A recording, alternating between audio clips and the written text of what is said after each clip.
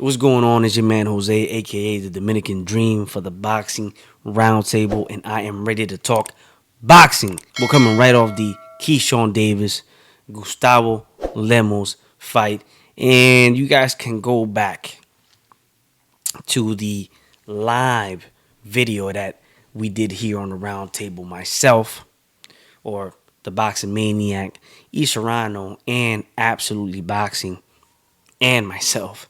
And you can look back at what was said and at my predictions and at what I was theorizing prior to this fight.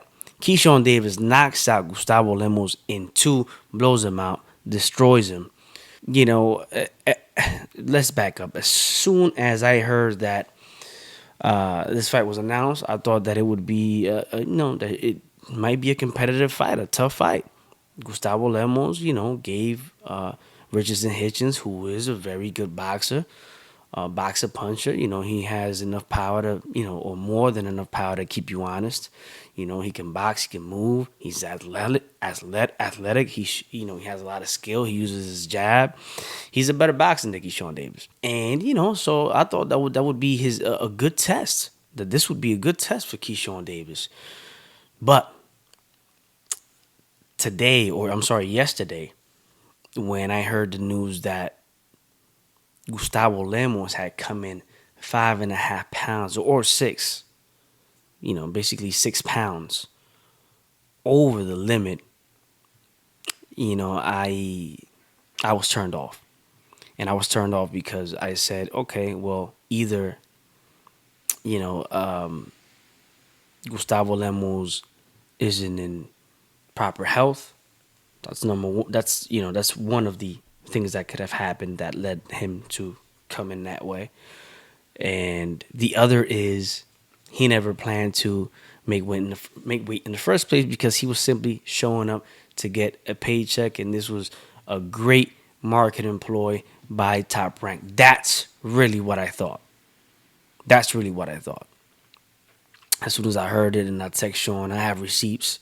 You guys can check the video out of the live, the preview fight, the preview live to the fight where we discussed Jaron Ennis, his return, and also Bam Rodriguez's return and Keyshawn Davis's return tonight. But there, I address that thought that I had, that this was simply a marketing ploy, and that Gustavo Lemos was probably just showing up for a payday, right? And that's what it looked like. That's what it looked like.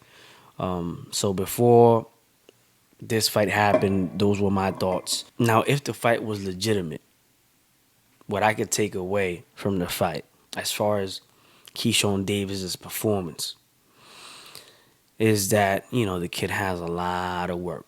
He has a lot of work to do. I understand. Yes, he knocked him out in two, but I see that he's very wide when he throws punches. He's very mechanical.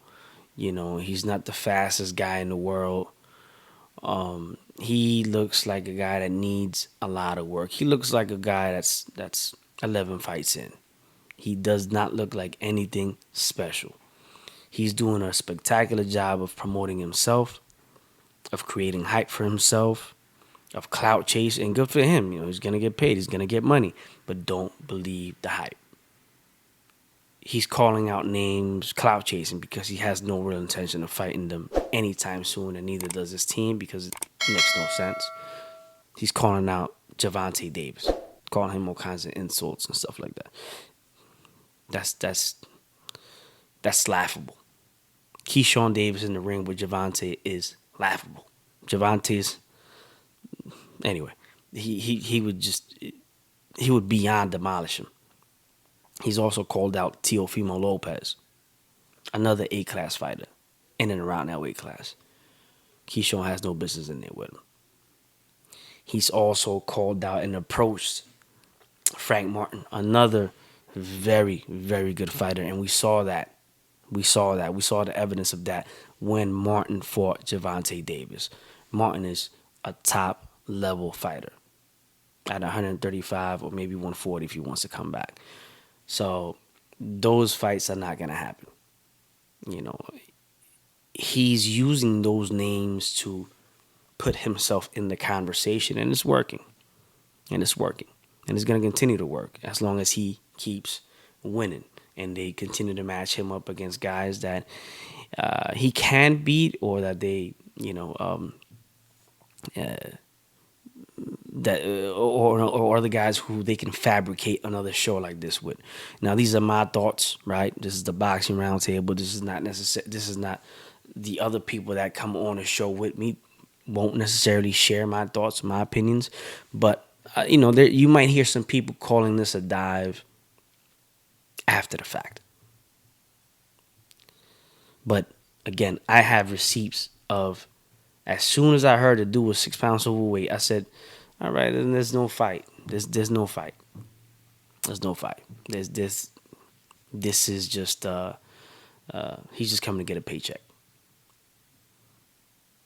When a fighter comes in, a dangerous fighter, like we deemed Lemos to be, comes in, say, 2 pounds overweight, the opposing team goes, whoa, whoa, whoa, whoa, whoa, whoa, whoa, whoa, whoa, 2 pounds overweight. Come on, man, you got to come down. You got to come down, right? Or they get paid a certain amount of money. All right, cool.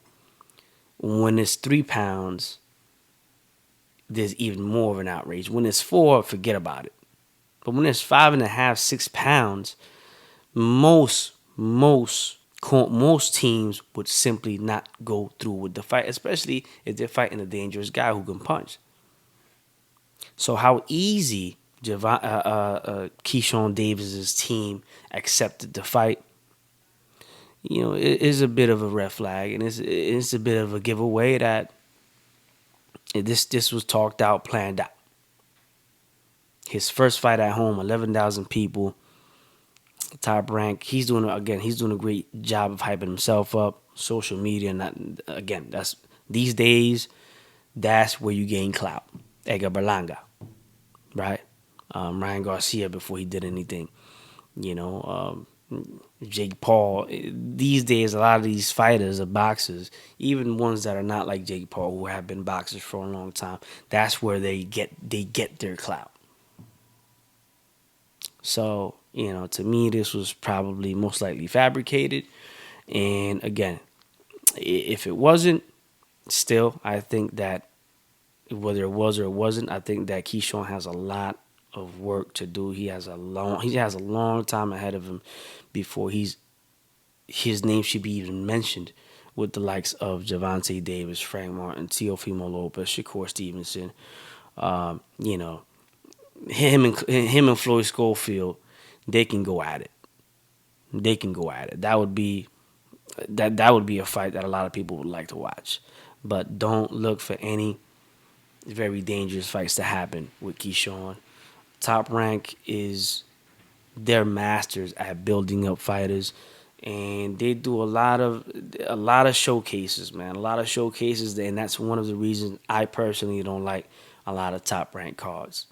You know what's gonna happen, and the way they hype their fighters up is just, they do it to a disgusting extent. That being said, this is the Boxing Roundtable. Let me know your thoughts. Share, like, and subscribe. Did you think it was a dive? Did you think it was legitimate? Let us know. Anyway, see y'all next time.